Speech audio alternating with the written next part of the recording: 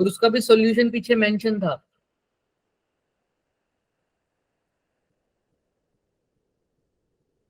फिर ऐसे करोगे तो कैसे चलेगा, तुम खुद सोचो।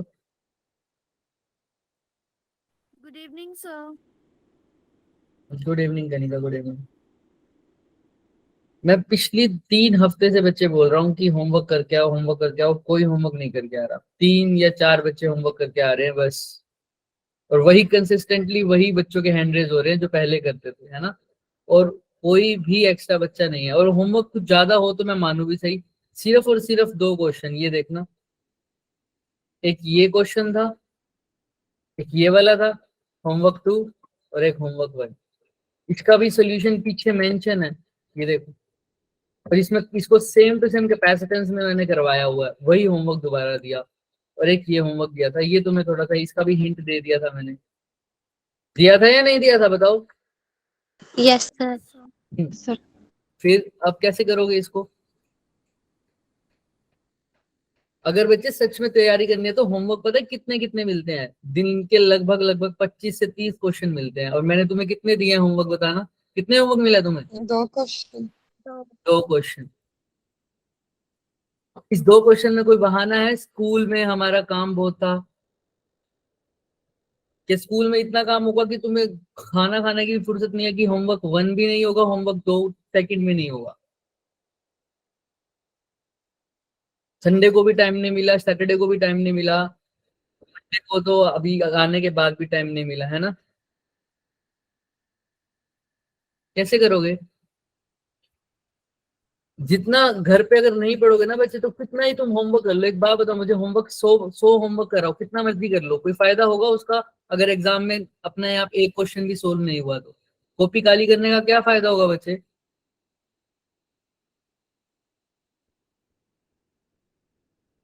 बताओ मेरे को।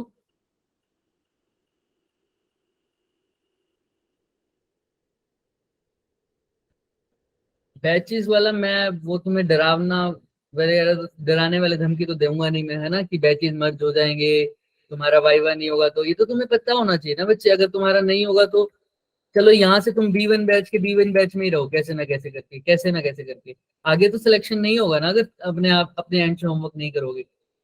मैं हर बार ये थोड़ी बोल के आगे दूंगा, दूसरे टीचर सारे बोलते भी हैं तुम्हें ना कि वाइवा होंगे तुम्हारे, तुम पढ़ लो, बैचेस मर्ज हो जाएंगे। अभी क्या टीचर्स को बोलना चाहिए तुम्हें, या तुम्हें अपने आप समझ में आना चाहिए ये चीजें, बताओ। खुद समझ आनी चाहिए। फिर कैसे चलेगा ऐसे। मैंने आज स्पेशल होमवर्क के लिए मैसेज भी डाला था ना B1 के लिए स्पेशल। Yes sir. हाँ तो फिर पता नहीं कैसे सर। चलेगा। ये होमवर्क दोबारा लो, यही होमवर्क दोबारा करके आओगे सब। समझ में आ रही है सबको। स्लाइड निकालना, मैं स्क्रीनशॉट ले लूं। PDF भेजी हुई है बच्चे मैंने। सर एक मेरे ये था, पास नहीं है ना फोन। एक ये था, ये वाला होमवर्क, और एक ये वाला होमवर्क। चले आगे। Yes sir. चलो आओ। देखो आज हम क्या करेंगे, पहले थोड़ा सा रिकॉल करते हैं, फिर बात करते हैं कि आज हम क्या करेंगे।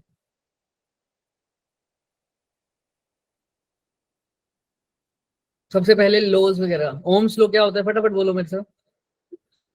V is V equal to equal to IR। और उसके बाद रेजिस्टेंस का नॉर्मल फॉर्मूला फटाफट, R is equal to. Rho L upon A. और रेजिस्टिविटी का formula R is equal to M N upon N E square to very good. और current density का formula J is equal to sigma into sigma into A E. ये तो हो गया हमारे पास कौन सा law, microscopic form of. Ohm's law. Law. और J का एक और फॉर्मूला था करंट की फॉर्म में, वो क्या था। I is equal to J A cos theta. हाँ, या J is equal to I upon A, या I I is equal to J dot A। cos simple. theta. J dot A लिखोगे तो J डॉट A ही लिखना पड़ेगा। अगर कोस हटाओगे तो मतलब डॉट हटाओगे तो लिखोगे ना J A। Cos theta. और सिग्मा इज इक्वल टू क्या होता है, 1 अपॉन 1 upon rho. रो। और सिग्मा को बोलते क्या है, होता क्या है सिग्मा? Conductivity. कंडक्टिविटी। और रो होती है बच्चे रेजिस्टिविटी। Resistivity. कंडक्टिविटी होगी, रेजिस्टिविटी होगी, और उसके बाद हो गया हमारे पास और कौन सा फॉर्मूला रह गया? Sir, बस यही, drift velocity. Drift velocity. Drift velocity का फॉर्मूला क्या होता है? Minus Upon m. E tau by upon m. और मोबिलिटी, मोबिलिटी क्या होता है? Drift velocity upon Electric electric field, यानी हाँ e tau by m. M. और उसके बाद हमने कल नेक्स्ट पिछले लेक्चर में हमने और क्या पढ़ा था? हमने ये पढ़ा था कि अगर हमारे पास सर्किट कैसा हो बच्चे, पैरेलल वाला सर्किट हो, पैरेलल वाला सर्किट हो तो करंट डिवाइड होता है। करंट डिवाइड हो तो क्या होगा? अगर I1 की वैल्यू निकालनी है तो कैसा होगा? पैरेलल होता है, तो पैरेलल पे कैसे ऐड होते हैं? तो ऊपर क्या लिखोगे? 1 अपॉन Upon C. 1 Upon ऐसे R1 हमारे पास R1 R2 R3। तो कैसे लिखते थे करंट का? I1 is equal to 1 upon R1 upon 1 plus R upon R1 plus 1 upon R2 Plus 1 upon r. I तो total. ऐसे अगर V के लिए हो, अगर सीरीज में हो तो ऐसे V के लिए क्या करना? V1 is equal to R2 upon R1 plus R2 into V total. V1 is equal to R1 upon में R1 plus R2 plus R3 में V total. क्लियर है सबको ये? Yes, sir. Yes, sir. चलो बढ़िया। तो आज के लेक्चर में हमने ये पढ़ना है। आज के लेक्चर में हम बात करेंगे कि इंटरनल रेजिस्टेंस के बारे में, क्या होता है इंटरनल रेजिस्टेंस, और इक्विवेलेंट ईएमएफ कैसे निकालते हैं। अभी तो हमने रेजिस्टेंस को बात करी है, रेजिस्टेंस सीरीज में होंगे या पैरेलल में होंगे, तब नेट रेजिस्टेंस का फॉर्मूला क्या होगा। लेकिन अब हम बात करेंगे जब बैटरी भी सीरीज में और पैरेलल में। अभी तक सिर्फ वन सेल या वन बैटरी प्रॉब्लम की थी ना हमने। सिर्फ हमारे सर्किट में सिर्फ कितनी बैटरी लगी हुई थी? एक बैटरी लगी हुई थी या एक सेल लगा होगा। अब कितनी बैटरीज लगी होंगी? एक से ज्यादा, 2 भी हो सकती हैं, 3 भी हो सकती हैं, हो सकता है वो सारी सीरीज में हो सकता है वो सारी पैरेलल में हो, या हमें समझना है कैसे हैं, तो उस सर्किट को कैसे सोल्व करें। ठीक है, आज हम इन चीजों के बारे में बात करेंगे। देखो, अब इंटरनल रेजिस्टेंस क्या होता है सेल का, बताओ मुझे, किसको थोड़ा बहुत आइडिया हो इंटरनल रेजिस्टेंस के बारे में? Light, the cell when electric current flows through it is called internal resistance of cell. It is not the resistance offered by the electrolyte of the cell when electric current flows. मतलब जब हमारा जो cell है, उस cell के जब तुम battery लेके आते हो, कोई है ना, कोई बैटरी लेके आते हो, उस बैटरी पे उसकी ईएमएफ वैल्यू लिख रखी होती है ना, लिख रखी होती है ना। Yes, sir. तो एक्चुअल में जो ईएमएफ की वैल्यू होती है वो एग्जैक्टली वैल्यू वो यूज नहीं हो रही होती हमारी वोल्ट। मतलब मान लो जो रीडिंग लिखी हुई है सेल पे वो है 3 वोल्ट, तो हम जब कनेक्ट करते हैं रेजिस्टेंस के साथ तो जो पोटेंशियल डिफरेंस आता है वो पूरा 3 नहीं आता, 2 पॉइंट्स के बीच में, वो 3 से कुछ क्या आता है, कम आता है। हाँ सपोज करो 2.8 आ गया। मतलब सर इसके पास टोटल तो कितनी थी 3, लेकिन इसने कितनी यूज करवाई? 2.8। इसका मतलब 0.2 कहीं और यूज हुई है ना, कहीं और Yes, sir. वेस्ट गई है। वो वेस्ट कहाँ गई है? इस बैटरी का या इस सेल का अपना खुद का एक रेजिस्टेंस होता है जो इस एनर्जी मतलब थोड़ी सी वोल्टेज खुद ही खा जाता है। तो 3 वोल्टेज में से 2.8 वोल्टेज तो कौन, 0.2 वोल्टेज तो कौन खा गया? इसका खुद का resistance तो वो रेजिस्टेंस जो होता है वो उसको बोलते हैं इंटरनल रेजिस्टेंस, जो पहले से ही बैटरी के अंदर है। समझ में आ रही है? या सेल के अंदर है, उसी को क्या बोलेंगे? Internal resistance. सबको समझ में आई ये बात? सर एक बार रिपीट हाँ, करना। अगर सपोज करो मैं जो बैटरी लेके आया हूँ या जो मैं सेल लेके आया हूँ उसकी वोल्टेज कितनी थी, उस पर कितना लिखा हुआ था? जैसे ये है, सपोज करो ये 2 ओम का है, ये सपोज करो 1 ओम का है, और ये बैटरी आई है हमारे पास, ये मान लेते हैं हम 4 ओम का मान लो। तो ये बैटरी आई है हमारे पास सपोज करो 6 ओम, 6 वोल्ट। तो बताना एक बारी मेरे पास टोटल करंट क्या होगा सर्किट में तुम्हारे हिसाब से? I इज इक्वल टू क्या आना चाहिए? सोचो सोचो सोचो, आसान है। टोटल करंट कैसे निकालोगे?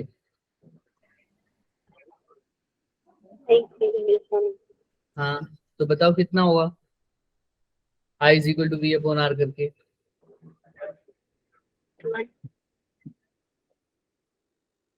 वी अपॉन आर करो, वी की वैल्यू कितनी है? 6 आर 6 कितनी है? 6 कितना? 6 1 1।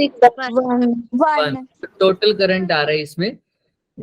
1 अब सपोज करो, अच्छा सिर्फ इस वाले में करंट आ गया 1, ठीक है। अच्छा अब इसके अक्रॉस पोटेंशियल डिफरेंस कितना आएगा, ये हमने निकालना सीखा हुआ है। चलो 4 वोल्ट के अक्रॉस पोटेंशियल डिफरेंस कितना आएगा बताना।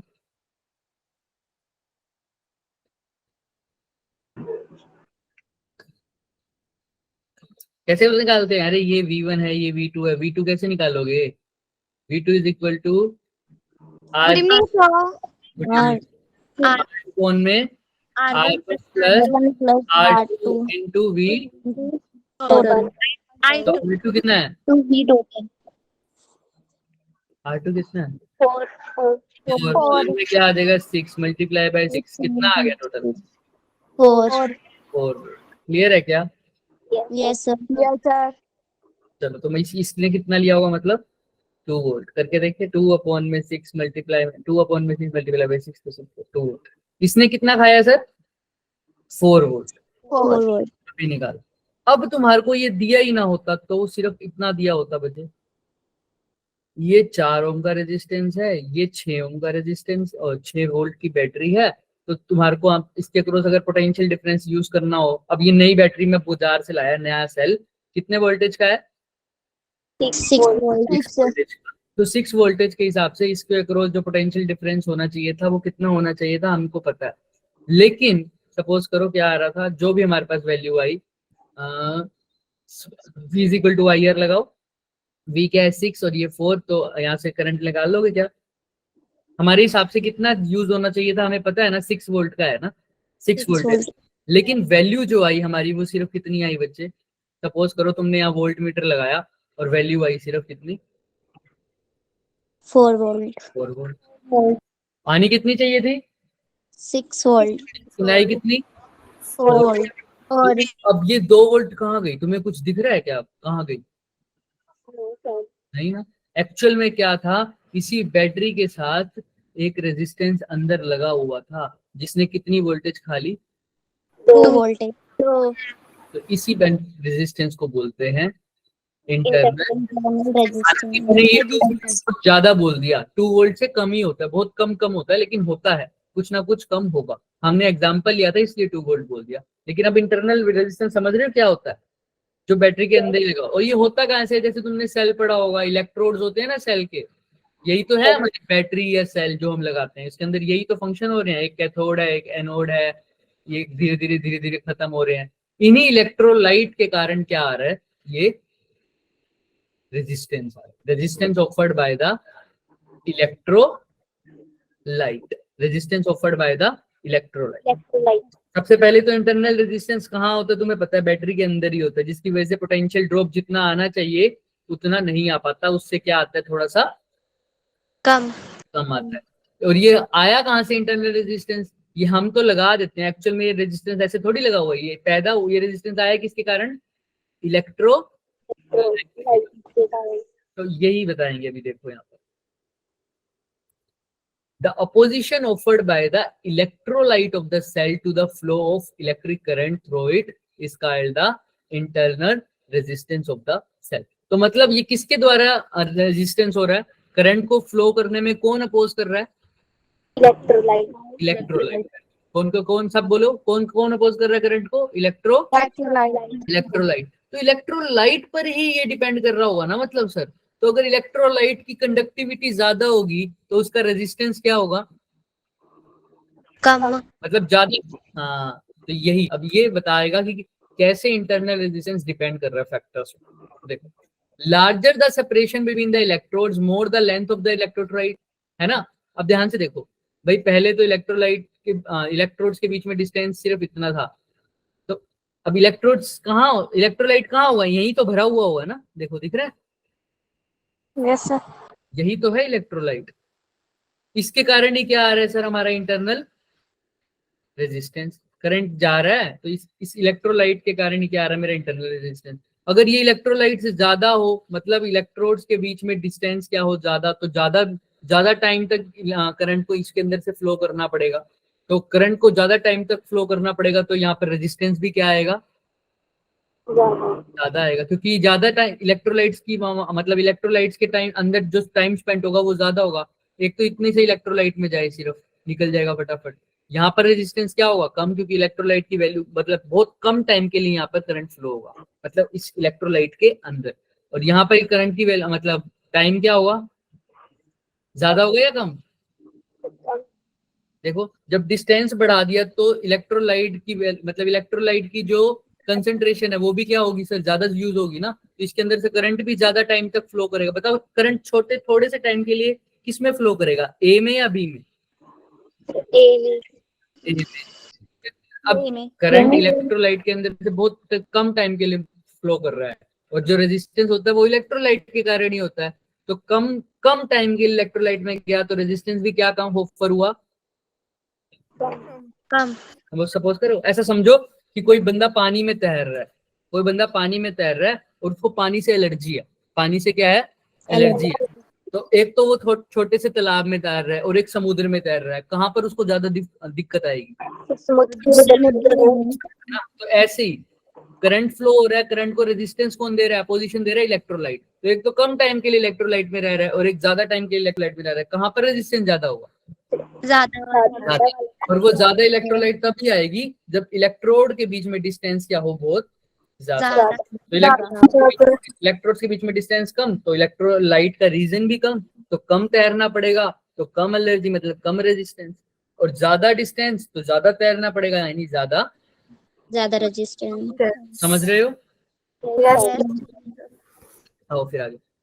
अब मैंने बात की इलेक्ट्रोलाइट की अगर कंडक्टिविटी ही ज्यादा हो गई तो रेजिस्टेंस क्या होगा, कम, क्योंकि तुम्हें पता है कंडक्टिविटी मतलब अच्छे से करंट जा सकता है। तो करंट अगर इजीली चला गया बच्चे तो रेजिस्टेंस की वैल्यू क्या हो जाएगी, अगर करंट इजीली फ्लो हो सकता है तो है ना। रेजिस्टेंस वैल्यू कम हो जाएगी। हाँ वैसे समझो, ऐसे समझो कि वो जो पानी है ना, हर तरह के पानी से एलर्जी नहीं थी। जो खारा पानी होता है उसमें ज्यादा एलर्जी होती है, जो कम खारा पानी होता है उसमें एलर्जी क्या होती है, थोड़ी सी कम होती है। तो कहाँ पर अगर कम खारा पानी होगा तो रेजिस्टेंस कम होगी या ज्यादा होगी, वैसा ही बोल रहे हैं इसमें। कंडक्टिविटी इसका मतलब वही समझ लो, खारा पानी वाली बात। तो अगर कंडक्टिविटी ज्यादा है मतलब इजीली वो फ्लो कर सकता है, तो रेजिस्टेंस क्या मिलेगा उसको, कम मिलेगा। तो अगर इलेक्ट्रोलाइट की बच्चे कंडक्टिविटी ज्यादा तो resistance offered by it is less. समझ रहे हो सब, दोनों Yes, sir. पॉइंट समझ में आए। Yes, sir. अगर सेपरेशन ज्यादा कर दूं तो रेजिस्टेंस क्या हो जाएगा, सेपरेशन ज्यादा कर दूं तो ज्यादा हो जाएगा। और अगर क्या कर दूं मैं, ज्यादा हाँ, और अगर मैं क्या कर दूं बच्चे, कंडक्टिविटी इलेक्ट्रोलाइट की ज्यादा कर दूं तो Resistance. कम हो जाएगी। अब ये क्या है सर, जो जो इलेक्ट्रोड जो डिप है उनका जो कॉमन एरिया है, ये सिर्फ दिमाग में ही रखना। अभी जो कॉमन एरिया जो उनका डिप है, कॉमन एरिया जो उनका डिप है उसके इनवर्सली प्रोपोर्शनल है। मतलब अगर वो एरिया ज्यादा है तो इंटरनल रेजिस्टेंस क्या होगा बच्चे, कम। और अगर वो एरिया कम है तो इंटरनल रेजिस्टेंस क्या होगा, ज्यादा. समझ में आ रही है कैसा प्रोपोर्शनल है बच्चे, इनवर्स। कभी कभी ये तीनों चारों फैक्टर, एक और आएगा अभी वो भी पढ़ लो। Internal resistance cell depends upon the nature of electrode. भाई इलेक्ट्रोड्स के नेचर पे तो डिपेंड करेगा ही, जितना अच्छा इलेक्ट्रोड होगा उतना ही ज्यादा अच्छे से क्या होगा, करंट फ्लो होगा, और उतना कम क्या होगा, इंटरनल रेजिस्टेंस। तो ये चार फैक्टर बहुत जरूरी हैं इलेक्ट्रोड्स वाला, और पहले दो तो बहुत जरूरी हैं। ये कभी कभी पूछ भी लेते हैं सीधा, ऐसे ऐसे पूछ लेंगे कि इंटरनल रेजिस्टेंस किस किस फैक्टर पर डिपेंड कर। तो किसी को कोई डाउट है इसमें चारों में, पूछ लो। लास्ट वाला तो सिंपल ये बता रहे हैं कि इलेक्ट्रोड, अगर इलेक्ट्रोड्स का नेचर अच्छा है, कंडक्टिंग इलेक्ट्रोड बहुत अच्छा कंडक्टिंग है, तो उनका रेजिस्टेंस ऑफर्ड बाय द क्या होगा, ठीक है। हालांकि तुम्हें पता है ना वो इलेक्ट्रोड की जो लेयर ही होती है वही तो होती है इलेक्ट्रोलाइट के अंदर आयनाइज हो जाती है। एक पढ़ते हो ना तुम, आयरन का इलेक्ट्रोड, अल्युमिनियम इलेक्ट्रोड, ऐसे सब पढ़ते हो ना, एक इलेक्ट्रोड कम होता, ऐसा होता है एक्चुअल में सेल में। देखो जब ये इलेक्ट्रोड्स जो हैं, मान लो दोनों मटेरियल है ना, ये इलेक्ट्रोलाइट के अंदर डिप्ड है, क्या होता है एक्चुअल में, मैं सेल लेके आया उसके अंदर यही वर्किंग हो रही होती है। एक इलेक्ट्रोड, ये क्या हो जाते हैं, ये अलग से मेटल है एनोड, ये कैथोड है, इसमें से क्या, एक सेकंड,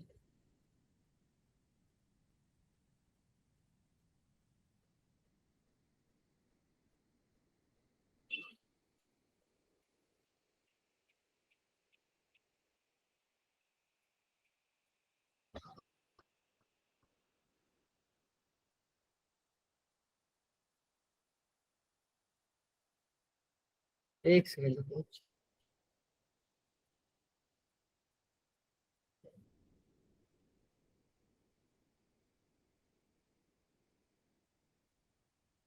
दिख रही है सबको screen? No sir. No. Yes, sir. Yes, sir. चलो, तो एक्चुअल में यही होता है बच्चे, देखो यहाँ पर क्या होता है, एक इलेक्ट्रोड होता है, यहाँ पर दूसरा इलेक्ट्रोड होता है। एक्चुअल में क्या होता है, ये जो डिप होता है ये आयनाइज हो जाता है इसके अंदर, तूने पढ़ा है ना, इलेक्ट्रोलिटिक सॉल्यूशन में आयनाइजेशन हो जाती है, केमिस्ट्री में पढ़ा होगा। तो क्या होता है, सर, ये वाली चीज आयनाइज हो जाती है और ये लेयर यहाँ डिपॉजिट हो जाती है। तो धीरे धीरे धीरे धीरे ये आयनाइज होती जाएगी, मतलब इसकी जो परत है वो धीरे धीरे धीरे धीरे धीरे क्या हो जाएगी, पतली हो जाएगी, थीन हो जाएगी। तो धीरे धीरे धीरे धीरे कम होती जाती है, ये चीजें कम होती जाती है, कम होती जाती है, कम होती जाती है। और जब ये पूरी तरह कम हो जाती है तो हमारा सेल क्या हो जाता है, डेड हो जाता है। तब हमारा सेल चलता ही नहीं, वर्किंग में ही नहीं होता। कुछ ऐसे सेल होते हैं जो रिचार्जेबल सेल होते हैं, पढ़ा देखा हुआ तुमने, रिचार्जेबल सेल जो चार्जिंग होती है जिनकी, है ना, उनमें ये वापस से रिपीट हो जाता है प्रोसेस। चार्जिंग क्या करती है, वो वापस से सब कुछ नॉर्मल कर देती है, ऐसा समझ लो अभी तो। लेकिन वो जो डेड सेल होता है वो समझ रहे हो ना कैसे हो रहा है, धीरे धीरे वो परत क्या हो रही है, दूसरी वाली पतली हो रही है। अब ये सर क्या हो रहा है एक्चुअल में, इसकी इलेक्ट्रोड के अंदर क्या हो रहा है, इसके ये जो भी मटेरियल, सपोज करो एल्युमिनियम का, ये कैसा भी है, ये एल्युमिनियम आयनाइज हो रहा है। आयनाइज, जो अच्छा आयनाइजेशन होगा उसके ज्यादा आयन बनेंगे, ज्यादा आयन बनेंगे तो ज्यादा करंट बनेगा। तो इलेक्ट्रोड के नेचर पे भी डिपेंड करता है, ठीक है, क्योंकि आयनाइजेशन उसी पे डिपेंड करता है और हमारा करंट भी ज्यादा होगा। तो ज्यादा अच्छे से आयनाइज होंगे, तो क्या होगा सर, कंडक्टिविटी ज्यादा होगी, और कंडक्टिविटी अगर ज्यादा होगी बच्चे तो रेजिस्टेंस क्या हो जाएगा, कम हो जाएगा। तो इसलिए नेचर ऑफ इलेक्ट्रोड्स पे भी डिपेंड है। समझ में आ रही है ये बात? Yes sir. चलो, अभी ये थोड़ा सा एक और बात बताएगा। देखो यहाँ पर क्या है एक्चुअल में, इसने क्या बता रखा है अभी दिखा देते।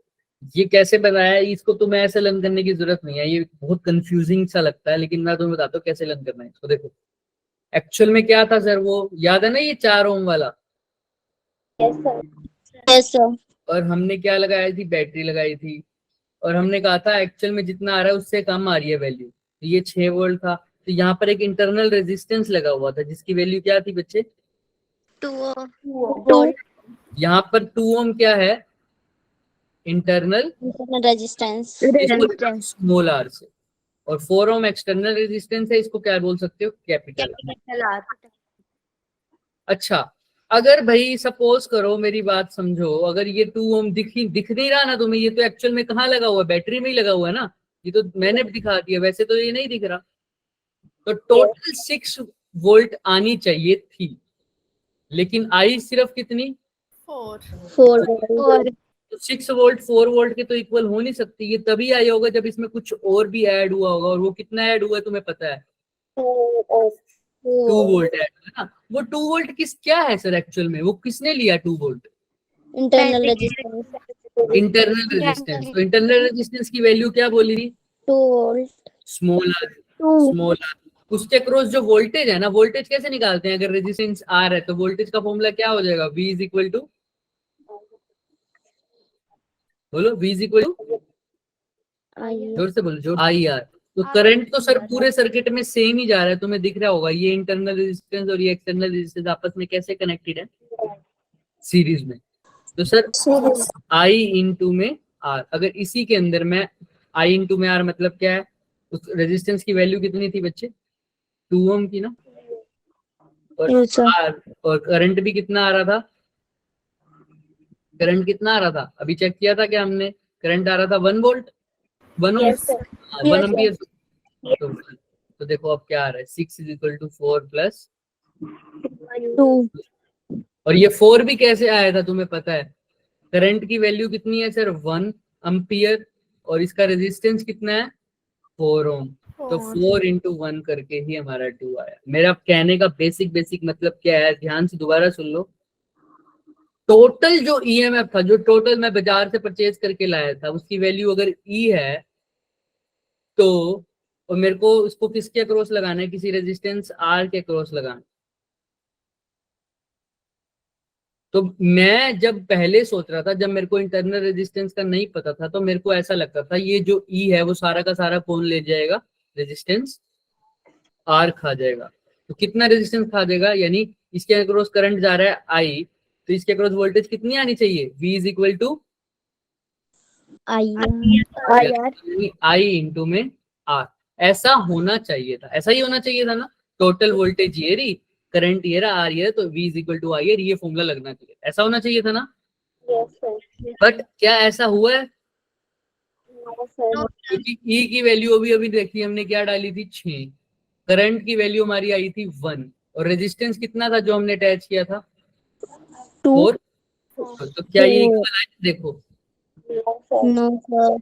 नहीं सर, इसका मतलब कुछ एक और रेजिस्टेंस था जिसको हम भूल गए, उस रेजिस्टेंस का नाम था इंटरनल रेजिस्टेंस। कुछ उसने भी सर कुछ पोटेंशियल डिफरेंस यूज किया, उसने भी कुछ पोटेंशियल खाया है।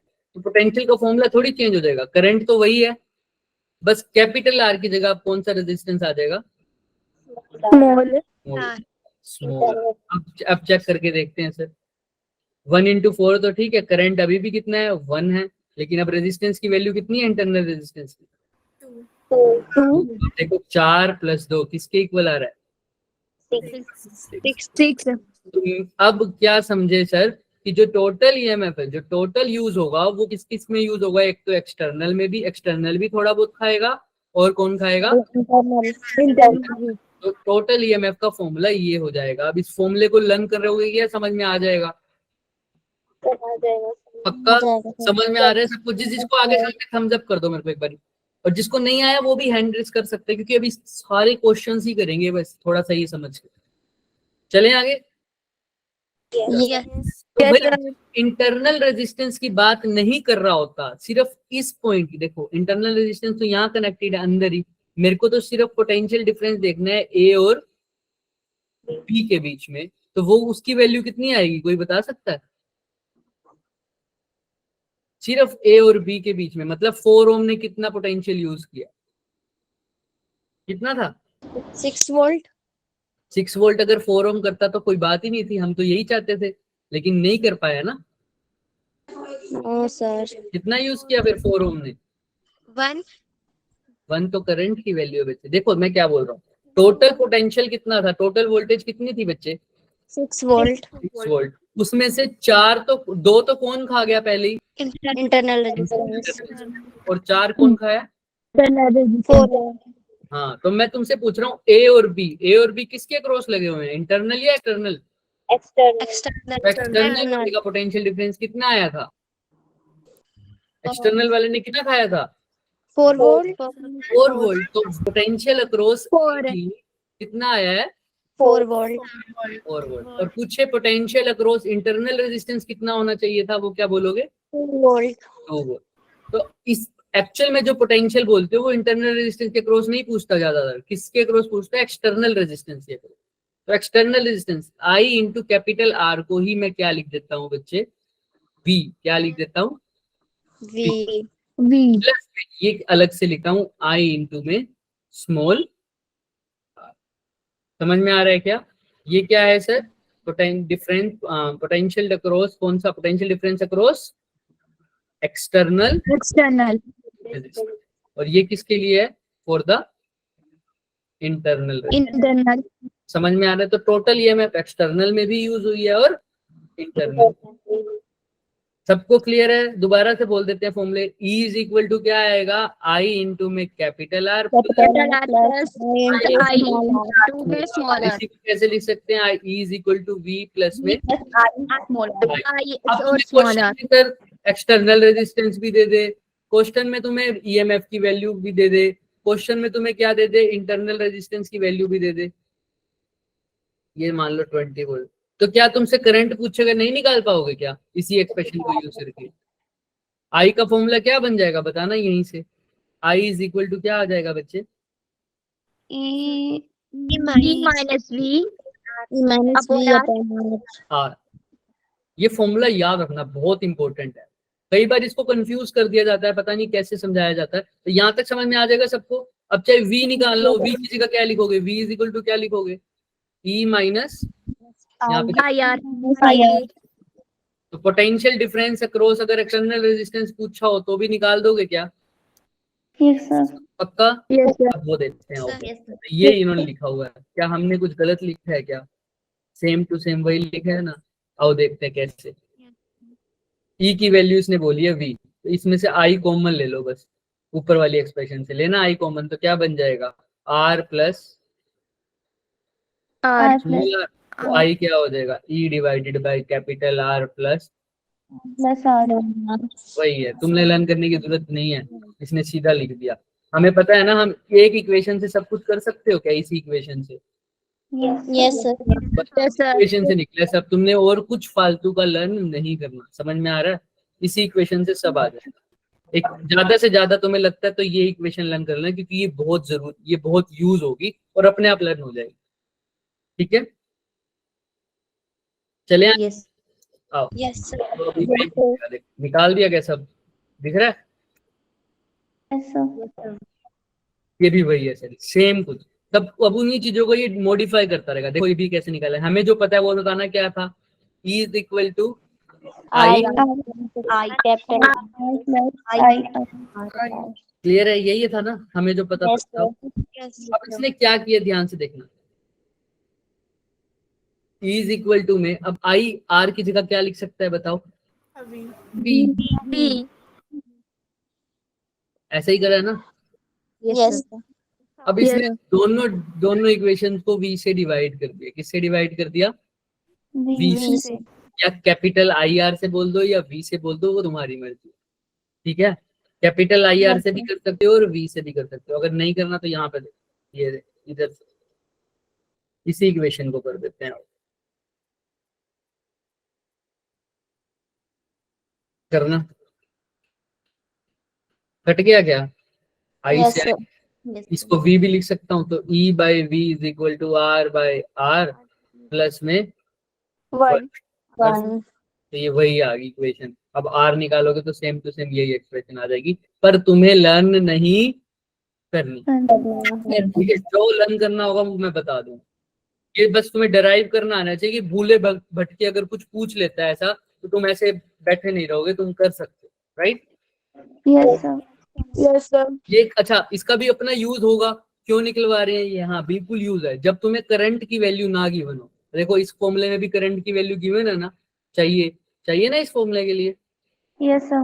लेकिन इसके अंदर देखो करंट की वैल्यू है ही है क्या कहीं पर भी, देखो आई आया कहीं, no sir तो बस वो करंट की वैल्यू हटाने के लिए इन्होंने ये काम किया। अब तुम्हें कई बार क्वेश्चन में करंट ना दिया हो और ईएमएफ दे रखी हो, इंटरनल रेजिस्टेंस दे रखा हो और वी पूछा हो, हमें तो हम फॉर्मूला एक यही पता है सर, यही पता है ना, तो अब इसके लिए तो करंट चाहिए हमें, तो वो करंट नहीं चाहिए होगा तो ये फॉर्मूला यूज करना पड़ेगा, लेकिन हम डिराइव कर सकते हैं। तुम यही याद रखना कि कैपिटल आई आर से दोनों को क्या कर दो, बस Divide. Divide.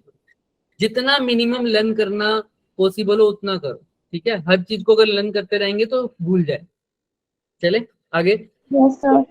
Yes, sir. अब इंटरनल रेजिस्टेंस को कैसे कनेक्ट करते हैं, अब एक बात बताओ कैसे फाइंड करें, एक बात बताओ भाई, टोटल हमें पता है, हमें तो टोटल, जब मैं घर दुकान से लेके आया सेल, मैं दुकान से सेल लेके आया तो मैंने देखा total current, total potential difference measure किया, मतलब आना तो 6 चाहिए था लेकिन आया कितना, तो जब तक मेरी बैटरी तो लगी हुई है और मेरा करंट जा रहा है तो मेरे को तो वोल्ट मीटर के अक्रॉस कितनी रीडिंग मिलेगी हमेशा, 4. तो सर अब मेरे को अगर जानना है कि मेरे इंटरनल रेजिस्टेंस ने कितनी खाया तो मैं कैसे पता लगा सकता हूँ, या मेरी इंटरनल रेजिस्टेंस की वैल्यू क्या है, प्रैक्टिकली कैसे पता लगा सकता हूँ, कैसे? सोचो, प्रैक्टिकली पता लगानी है तुम्हें। तुम्हारे पास अपरेटस दे दिया और तुमसे पूछा बताओ इंटरनल रेजिस्टेंस कैसे निकालोगे? टोटल पोटेंशियल डिफरेंस माइनस जितना मतलब रेजिस्टेंस में आया। हाँ बिल्कुल। कैसे कहा है बच्चे ने कि भाई पहले तो टोटल V मेजर कर लेंगे ना पोटेंशियल उससे, वोल्ट मीटर से, तो कितना आया था? 6 वोल्ट। 6 वोल्ट तो टोटल था। 4 वोल्ट Yes. तुम्हारे पास आ गया, इन दोनों को क्या कर दो बस माइनस माइनस। तो तुम्हें पता जगह 2 वोल्ट आया। सर कितना, जो 2 वोल्ट आया वो किसने खाया? Internal internal resistance. रेजिस्टेंस ने खाया। अब टोटल करंट तो तुम्हें सर्किट में पता ही है, पता है ना, उसके अंदर V is equal to I R कर दो। 2 वोल्ट रखा, करंट मान लो अभी आया था 1 एम्पियर, तो आर की वैल्यू नहीं आ जाएगी, कितनी आ जाएगी? 2 ये तब है जब तुम एम मीटर का भी यूज करना पड़ेगा। अब देखो वोल्ट मीटर का क्या सीन है, देखते हैं। ओपन सर्किट है, ये दिख रहा है यस कैसा है? ओपन सर्किट है, देखो क्लोज नहीं कर। अब ओपन सर्किट में क्या करंट आता है क्या? No sir. ओपन सर्किट में अगर तुमने अभी अभी तुम्हें सेल दे रखा है, उसका कुछ नहीं पता तुम्हें, पहले तो टोटल ईएमएफ पता होना चाहिए, तो कि कितनी उसकी टोटल वैल्यू, एक्चुअल वैल्यू कितनी है जो लिखी होती है, वो भी नहीं पता, तो कैसे मेजर करूंगा? तुम्हें पता है पोटेंशियल डिफरेंस और ईएमएफ में एक ही फर्क होता है, सबसे बड़ा। वैसे तो बहुत है, लेकिन सबसे बड़ा क्या था मेन, कि ईएमएफ कब होता है? जब सर्किट में कोई करंट फ्लो नहीं कर रहा होता। तो मैंने सर्किट में कोई करंट फ्लो नहीं करा उस टाइम, जो मेरा पोटेंशियल डिफरेंस है वो एक्चुअल में क्या है उसका? ईएमएफ, यानी वो टोटल एक्चुअल वैल्यू है, तो वो मैंने मेजर कर ली। जब करंट नहीं फ्लो कर रहा तब मैंने वोल्ट मीटर लगा के देख लिया ये कैसा क्या है? Internal resistance. याद है कैसा रेजिस्टेंस है? इंटरनल। तो मैंने लगाया, V की वैल्यू आ गई। तो मेरे को पता है जब सर्किट ओपन होता है तो जो V की वैल्यू होती है वही उसका क्या होता है? ठीक है, एक बार ईएमएफ मेजर कर लिया। अब जब करंट आ जाएगा तब मेरे को एक्चुअल वैल्यू कितनी देगा, वो भी देख लेते हैं। क्लोज सर्किट आया तो क्लोज सर्किट में क्या आएगा बच्चे? करंट आएगा, तो V मेजर कर लूंगा। V याद है ना सबको? कैसे मेजर? V की वैल्यू कितनी आई थी? बोलो 4 वोल्ट। इस टाइम क्या आएगी वैल्यू? जब सर्किट ओपन होगा तो क्या वैल्यू आएगी? सोचो तो, टोटल ईएमएफ की वैल्यू आएगी, कितनी होगी? 6 वोल्ट। याद है ना जो हमने लेके चले थे एग्जांपल, उसको बोल रहा हूँ। तो अब दोनों को माइनस कर दोगे तो कितना वोल्ट आएगा? 2 वोल्ट। तो उस 2 वोल्ट से हम क्या लगा देंगे? हमारे को करंट की वैल्यू पता है, और क्या पता कि इंटरनल रेजिस्टेंस ने खाया 2 volt, V is equal to I R लगा दो। इंटरनल रेजिस्टेंस ने कितना खाया बच्चे? 2 उसकी करंट की वैल्यू मान लो आ गई 1 एम्पियर, और रेजिस्टेंस की वैल्यू निकाल नहीं सकते क्या यहाँ से? अब कितनी आ जाएगी? Yes sir. 2 तो यानी तो तुमने ये लगाया हुआ है, इसकी वैल्यू कितनी आई है? 2 ओम। क्लियर है ना? ये सब कर चुके हैं, ये वही मेथड बताया है इसमें। चलें आगे। सेल्स को सीरीज में कैसे करते हैं, सेल्स को पैरेलल में कैसे करते हैं, उसके बारे में बात करते हैं। अगेन ये क्वेश्चन भी, ये थोड़ा सा दिमाग की बात है, लेकिन मैं क्वेश्चन इतने लाया था, आज हो नहीं पाएंगे। क्वेश्चन तो मैं बहुत लाया था और सारे जेई वाले थे, बट मुझे लग नहीं रहा आज हो पाएंगे इतने, पर हम कर लेते हैं एक बार। आओ, आर है, ये सारे सेल्स कैसे हैं बच्चे? सीरीज में। और हर सेल के साथ उसका क्या लगा हुआ है? Internal internal. Very good. ये कैसा रेजिस्टेंस है? इंटरनल। और ये कैपिटल आर वाला क्या है? External resistance. हमेशा एक्सटर्नल रेजिस्टेंस इंटरनल रेजिस्टेंस के कैसे लगा होगा? हमेशा ऑपोजिट सीरीज। हमेशा कैसे लगा होगा उसके? सीरीज में। ठीक है। अब जब ऐसा होगा तो क्या होगा? ध्यान से सुनो, ई, तो ये सारे इंटरनल रेजिस्टेंस भी इक्वली ऐड हो जाएंगे। जैसे जैसे क्या था, आर, तो सारे रेजिस्टेंस अगर आर आ जाए तो मतलब 3 रेजिस्टेंस है, तो क्या वैल्यू आ जाएगी? 3। अगर 4 होंगे तो क्या आ जाएगी? 4 एन हो जाए तो क्या हो जाएगी? तो ये तो हो गया सीरीज में इंटरनल रेजिस्टेंस। ऐसे ही बैटरी का ईएमएफ हो जाएगा, अगर एक का ई है तो बाकी का क्या हो जाएगा? N multiply by provided. क्या प्रोवाइडेड सर? कि यहाँ पर ऐसे अटैचमेंट होनी चाहिए, दिख रहा है? मैं इंटरनल रेजिस्टेंस नहीं दिखा रहा, बीच में क्या आएगी, इंटरनल रेजिस्टेंस आएंगे, मतलब एक का पॉजिटिव फिर दूसरे का नेगेटिव, फिर एक का पॉजिटिव फिर दूसरे का नेगेटिव, फिर एक का पॉजिटिव दूसरे का नेगेटिव, फिर एक का पॉजिटिव दूसरे का नेगेटिव, ऐसा हो तो।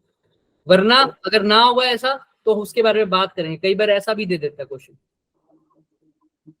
दिख रहा है? Yes, sir. तब ये आंसर नहीं आएगा। तो इसको यूज तो अभी भी करेंगे लेकिन थोड़ा सा अपोजिट हो जाएगा। क्यों सर?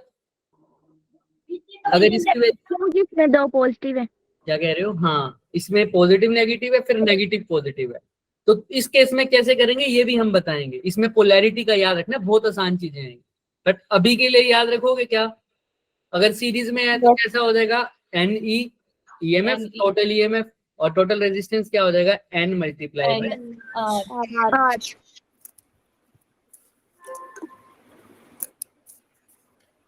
टोटल ईएमएफ, ये टोटल आ रही है।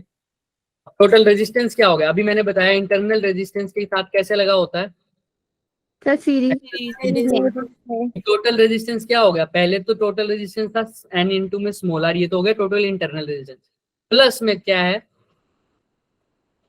भाई, अब ये तो हो गए सारे इंटरनल रेजिस्टेंस को ऐड करके कितना आया, एन मल्टीप्लाई बाय आर, और साथ में क्या लगा हुआ है, R. टोटल रेजिस्टेंस कितना होगा, N into small R plus में कैपिटल। ये हो गया अब हमारा टोटल रेजिस्टेंस, इसके अंदर इंटरनल भी आ गया और External. क्लियर है सबको? Yes, sir. तो बस इसने वही बताया। अब I is equal to actual में तो क्या होता है बच्चे, V बाय R, तो I निकालना है, टोटल V क्या है, टोटल E की वैल्यू। अब टोटल V में E इसलिए लिखा है क्योंकि मैंने एक्सटर्नल भी ले लिया और Internal. और टोटल रेजिस्टेंस की वैल्यू अभी अभी निकाल लिया, क्या है, N R plus R. But एक चीज इसमें मैं मिस कर रहा हूँ, बताओ कौन बताएगा? एक चीज है, टोटल ईएमएफ की वैल्यू कितनी थी, एन, याद है क्या? कर लेंगे तो टोटल करंट ऐसे निकालते हैं, इसमें कोई दिक्कत? No sir. पक्का? अभी भी किसी को डाउट है तो पूछ लो, वरना थम्स अप कर दो, वरना हैंड रेज भी कर सकते हो किसी को भी डाउट है। सर टोटल ईएमएफ कैसे ऐड हुआ, ये सीरीज की बात है, पैरेलल में कुछ अलग फॉर्मूला लगेगा, पैरेलल का फॉर्मूला मैं तुम्हें लर्न नहीं कराऊंगा, उसके क्वेश्चन में कराऊंगा ना, तो ज्यादा अच्छा लगेगा तुम्हें, ठीक है? अब ये क्या है सर, ये भी देख लो आप, देख रहे हो? अगर जो एक्सटर्नल रेजिस्टेंस है वो बहुत बहुत बहुत छोटा हो, सारे इंटरनल रेजिस्टेंस को ऐड करके, सारे इंटरनल रेजिस्टेंस को ऐड कर दिया मैंने, तो देखा ये वैल्यू तो बहुत बड़ी लग रही है, किसके मुकाबले, किसके मुकाबले, एक्सटर्नल रेजिस्टेंस के मुकाबले। किसके मुकाबले बच्चे? एक्सटर्नल रेजिस्टेंस के मुकाबले। क्लियर है सबको? तो क्या होगा सर, किसको नेग्लेक्ट कर सकता हूँ, External. एक्सटर्नल वाले को, तो वैल्यू आ जाएगी एन ई, कैपिटल आर को नेग्लेक्ट, एन आर, एन से एन कट गया तो I is equal to E by, लेकिन ये आर कैसा है, इंटरनल रेजिस्टेंस, और अपोजिट हो जाए भाई, जो रेजिस्टेंस को ऐड करके वैल्यू आई है बहुत छोटी आई है एक्सटर्नल के मुकाबले, तो किसको नेग्लेक्ट कर दूं अब, Smaller. इंटरनल को नेग्लेक्ट करूंगा तो क्या आ जाएगा, एन ई बाय में कैपिटल आर, ये अब स्मॉल आर को नेग्लेक्ट किया है ना बच्चे। क्लियर है सबको? ये बात तो आसान था, यस सर। ये तो हमेशा करते हैं ना, इसको नेग्लेक्ट कर देंगे, जो चीज बड़ी है उसको रख लेंगे, छोटी वाले को क्या कर देंगे, नेग्लेक्ट। यही था बच्चे ये वाला। अब पैरेलल में क्या सीन होता है बच्चे, अब ये क्वेश्चन कभी कभी पूछ लेता है, यहाँ पर दिख रहा है तुम्हें, दिख भी रहा है बच्चे, कौन से केस में वैल्यू ज्यादा आ रही है करंट की, इस वाले में या इस वाले में, सेकंड वाले में एन से मल्टीप्लाई हो रहा है ना, दिख रहा है तुम्हें? यस तो सर। अब खुद भी सोचो, इंटरनल रेजिस्टेंस सेकंड वाले में नेग्लेक्ट कर दिया, इसका मतलब समझ रहे हो, जो तुम ईएमएफ वैल्यू आ रहे हो, जितना कम उसका इंटरनल रेजिस्टेंस होगा उतना ही ज्यादा हमें करंट मिलेगा ना, क्योंकि उतना कम वो वाली बैटरी खाएगी कमाल, अंदर ही उसका रेजिस्टेंस की वैल्यू क्या हो, अगर कम हो, इंटरनल रेजिस्टेंस की वैल्यू कम हो तो करंट हमें क्या मिलेगा, ज्यादा मिलेगा। इसी में देखो ना सेकंड केस में क्या नेग्लेक्ट किया है, कौन किसको नेग्लेक्ट किया सेकंड केस में बताओ, इंटरनल रेजिस्टेंस को। इंटरनल रेजिस्टेंस, क्योंकि इंटरनल रेजिस्टेंस छोटा था और सेकंड केस में ही हमारे को करंट की वैल्यू क्या मिल रही है, ज्यादा ज्यादा। तो अगर इंटरनल रेजिस्टेंस कम होगा तो बैटरी को कनेक्ट करने पे हमें ज्यादा करंट मिलेगा बजाय कि उल्टे होने के। चले आगे। यस पैरेलल का मैं लर्न नहीं कराऊंगा, पैरेलल का ना हम कैसे करेंगे मैं तुम्हें बता दूंगा अच्छे से, अगर ये करना चाहते हो तो हो जाएगा, ऐसी कोई बात नहीं है। देखो पैरेलल में पोटेंशियल डिफरेंस तो क्या रहता है बच्चे सब में, सेम सेम रहता है, तो एक का E है तो बाकियों का भी क्या आएगा, E।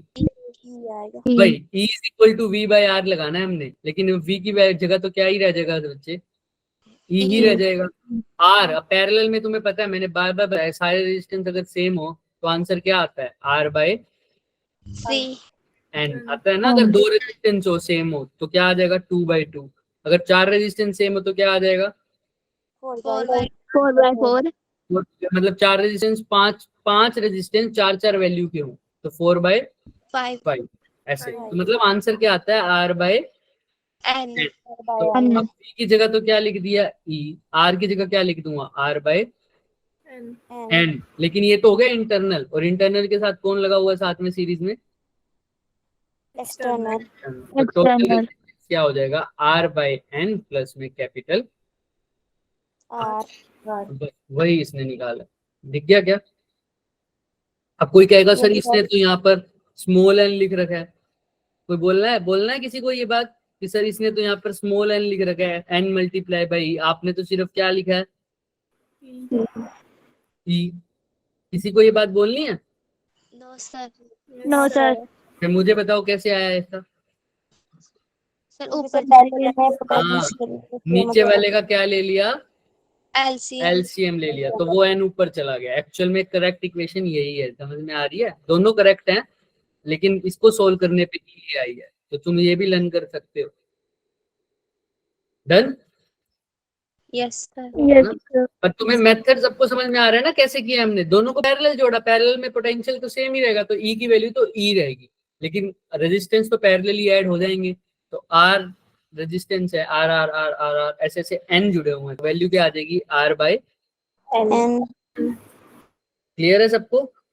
यस सर भाई इसमें भी अब वही करना है, ठीक है, तो वही एक्सटर्नल, अब इसमें उल्टा हो जाएगा, जब इसको तुम सोल्व करके देखोगे ना, तो जब एक्सटर्नल रेजिस्टेंस की वैल्यू क्या हो, अगर कम हो तब करंट क्या मिलेगा, ज्यादा कनेक्शन कैसा है, पैरेलल। पैरेलल, तो इसको ध्यान रखना। मैं इतने सारे क्वेश्चन लाया था, देखो दिख रहे हैं, यस सर सारे जेई के हैं बच्चे सारे, देखते हैं कितना हो पाता है, क्योंकि इसको मेरे को लग रहा था आज में खत्म करेंगे लेकिन 2 दिन लग जाएंगे इसको। पहला क्वेश्चन देखो, पहले तो दो बैटरी है बच्चे, एक की ईएमएफ क्या, अच्छा मैं थोड़ा सा एक अब ट्रिक के बारे में बात करें थोड़ा सा, आओ यहाँ पर देखो, इसी क्वेश्चन में देखते हैं, दो बैटरीज हैं, ईएमएफ क्या है, एक की तो 12 वोल्ट, 12 वोल्ट दूसरे की क्या है 13 वोल्ट और पैरेलल में है, ठीक है। इन दोनों का इंटरनल रेजिस्टेंस दे रखा है 1 ओम और 2 2, ओम यानी पहले वाली का 1 ओम है, दूसरे वाली का 2 ओम है। तो देखो सर्किट कैसे बना रहा हूं मैं, अब ये किसके साथ लगा हुआ है, लोड रेजिस्टर, लोड रेजिस्टर मतलब हमारा एक्सटर्नल वाला, और एक्सटर्नल वाला सीरीज में लगता है हमेशा, तो इसलिए मैंने यहाँ पर लगा दिया हमारा लोड रेजिस्टर, दिख रहा है, यस सर ये इसका सर्किट बनेगा। लेकिन हम अभी ये वाला क्वेश्चन नहीं करेंगे, अभी हमने टाइम लगा दिया तो हम पहले वो शॉर्टकट ही करते हैं। अगर तुम्हारे पास ऐसा क्वेश्चन है,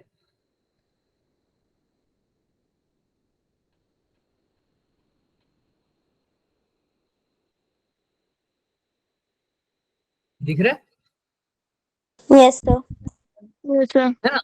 अब मैं क्या करूं सर, एक्चुअल में मेरे को समझ नहीं आ रहा, अब मैं इसको कैसे सोल्व करूं, है तुम्हें तो आसानी से भी दिख रहा होगा ये। अब इसकी वैल्यू मान लो E1, इसकी मान लो E2, इसकी मान लो E3, इसको R1, इसको R2, इसको R।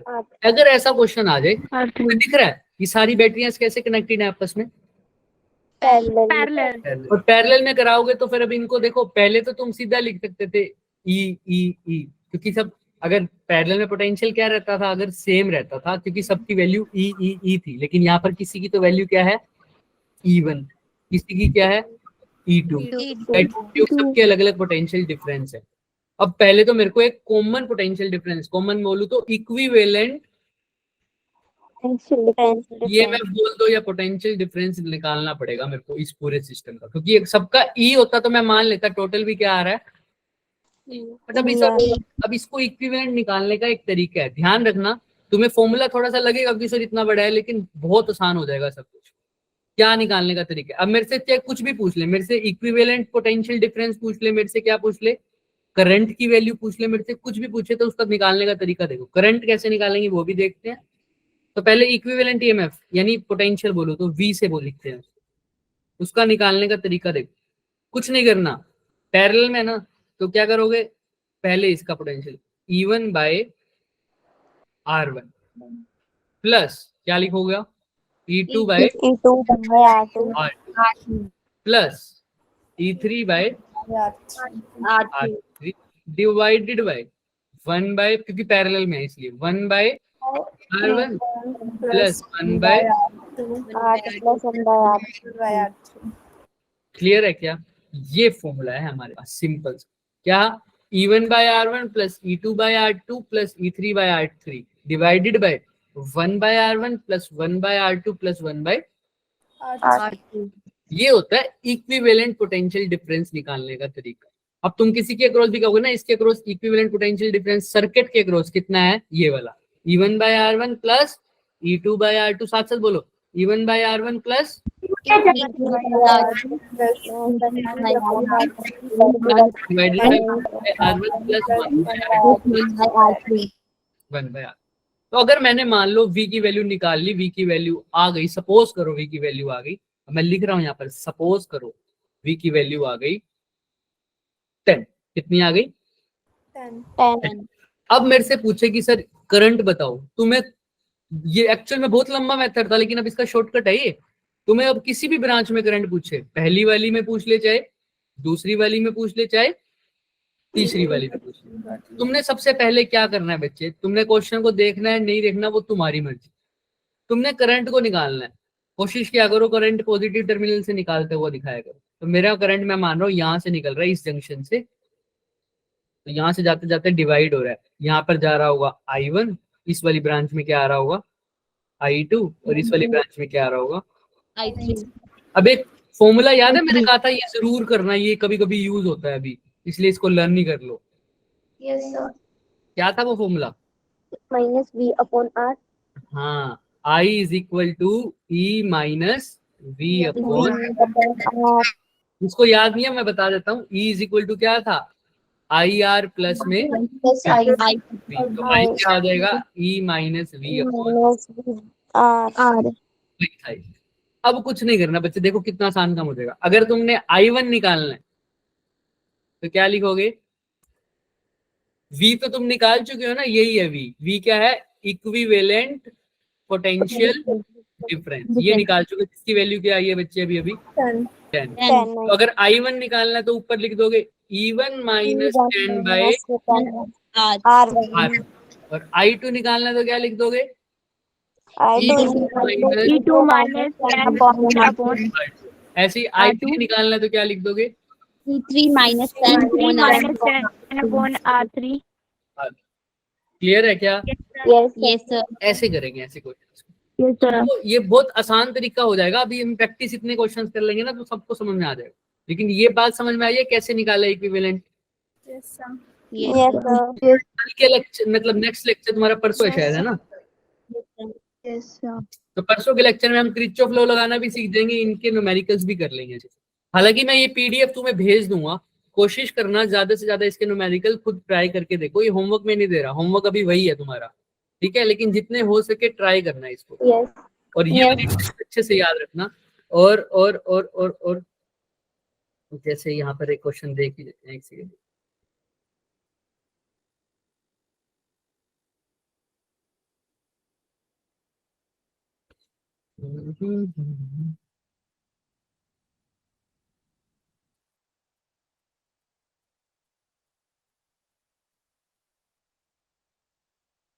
रेजिस्टेंस लग गया ना। जैसे ये क्वेश्चन है, ये दिख रहा है सबको। अब मैं इसका सिंपलीफाई सर्किट बना के देता हूँ तुम्हें। अगर ये है हमारे पास बच्चे एक रेजिस्टेंस, जैसे इसका सिंपलीफाई सर्किट यहाँ पे बना ही दें अगर, तो यहाँ पर ये 2R1 मान लो। तो कैसे बना वो कल बात कर लेंगे, लेकिन थोड़ी प्रैक्टिस हो जाए। ये R2 है और ये क्या है बच्चे, R3।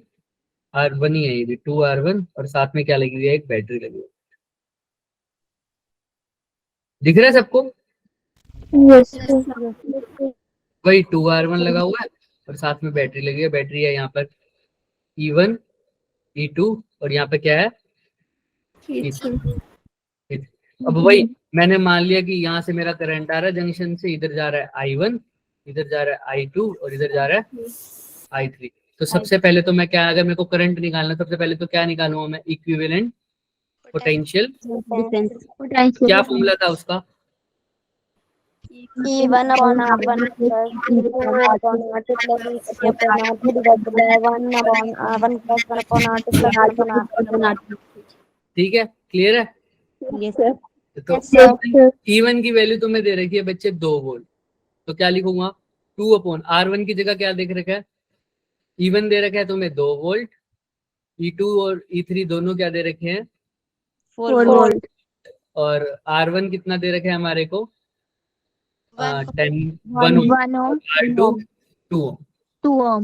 ठीक है, चलो तो वैल्यू पुट करते हैं। E1 की वैल्यू तो 2 है और R1 की वैल्यू कितनी है, 1 बोलो, 2 अपॉन में 1 प्लस E2 की वैल्यू कितनी है, 4, 4 अपॉन में 8 की वैल्यू 2 2 कितनी है, 2, और E3 की वैल्यू कितनी है, 4 4 और R3 की वैल्यू कितनी है, R3 तो नहीं है, R3 की जगह भी वहां पर भी R1 ही है, तो कितनी है, 2R1 है। देखना ध्यान से रखना, 2। क्लियर है ना सबको? Yes, sir। यहाँ पर भी 2 आएगा, क्यों सर, पहले बताओ क्यों।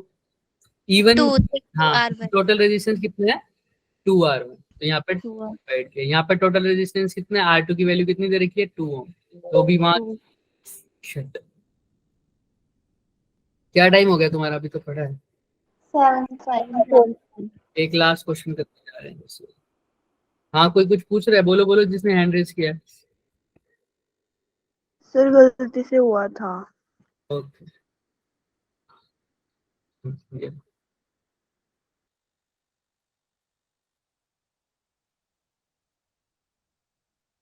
दिख रहा है?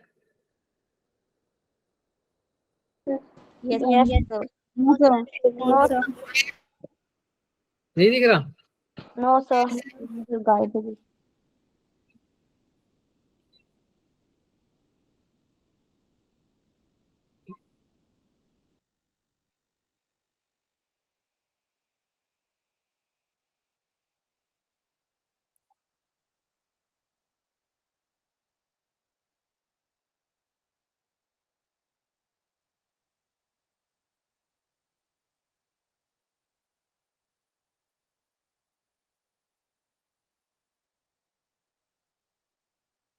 No sir, No, sir disconnect हो गई। दिख रहा है, देखो। sir। Yes sir. तो वही किया बच्चे हमने, अगर ये भाई साहब अब दिखेंगे तो हमें करना नेक्स्ट क्लास। हाँ, ये रहा। तो हमने क्या किया, R1 की जगह तो क्या लिखा बच्चे, 2, R2 की जगह भी क्या लिखा, R2 क्या है, R2 की वैल्यू गिवन है हमें, कितनी गिवन है, 2, तो 2 लिखा। R3 की जगह क्या लिखा बच्चे, R3 भी 2 और R1 है, तो 2 को R1 से यानी 1 से मल्टीप्लाई करूंगा तब भी क्या आएगा, 2। तो अब नीचे भी देखो, 1 अपॉन R1 की जगह क्या है, 2R1 है, तो मतलब 1 अपॉन 2 प्लस फिर वहां पर भी क्या है, 1 अपॉन 2 प्लस 1 अपॉन क्या है, क्लियर है क्या सबको? Yes, sir। करो 4 और 2 6 और 4 10 कर सकते हो। 10/2 कितना होता है, 5 5, और यहाँ पर कितना हो जाएगा, 3/2। तो ये कितना आ जाएगा, 10 अपॉन 3. 10/3 को करो कितना आता है लगभग 3.3. 3.333. पोटेंशियल डिफरेंस बताना है तुमको कहाँ ए और बी के बीच में. तो तुमको पता है सर इक्विवेलेंट पोटेंशियल डिफरेंस की वैल्यू कितनी आ रही है?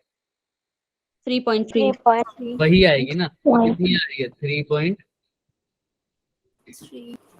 क्लियर है? Yes. ऐसे इसने निकाला, देखो दिख रहा होगा तुम्हें. E1/R1 E2/R2 E3/R3 plus divided bye 1/R1 plus 1/R2 plus 1/R3. इसको सोल्व करके क्या आया? 3. क्लियर है क्या? मेरा मत सिर्फ ये आज इसलिए थोड़ी देर के लिए रुका मैं क्योंकि ये फॉर्मूला लर्न हो जाएगा. तुम अब कर लोगे ऐसा वाला फॉर्मूला अगर आएगा तो. Yes. Yes. कल हम थोड़ा सा और Yes. क्वेश्चन और भी हैं. ये भी क्वेश्चन आया हुआ था. देखो ये क्वेश्चन आया हुआ, कब आया हुआ है? अप्रैल 2019. 19. हाँ, तो अभी लेटेस्ट ये इतना पुराना है नहीं. मैंने सारे लेटेस्ट वाले ही डाले हुए हैं. बाकी कल करेंगे. ठीक है बच्चों, थोड़ा सा प्रैक्टिस करना है इसको और होमवर्क करके आना भाई. Yes, sir. आज पूरा लेक्चर ना होता ना हमारा, वो वाला भाषण ना दिया जाता तो आज ये वाले क्वेश्चन हो जाते हमारे. अब क्या सोच रहे हो भाई? होमवर्क याद नहीं है क्या? क्या दिया था होमवर्क? सर वही प्रीवियस क्वेश्चंस है. हाँ 2 क्वेश्चंस कर लोगे? यस सर, अब आप भी कर लेंगे. ठीक है चलो. ठीक है भाई, किसी को कोई प्रॉब्लम है तो रुक सकता है वरना जा सकते हो भाई. Thank you, sir. Bye. Good night. Bye bye. Good night. Good night. Bye, sir. Good night. Good night. कर दो रिकॉर्डिंग ऑफ. Yes, sir. चलो.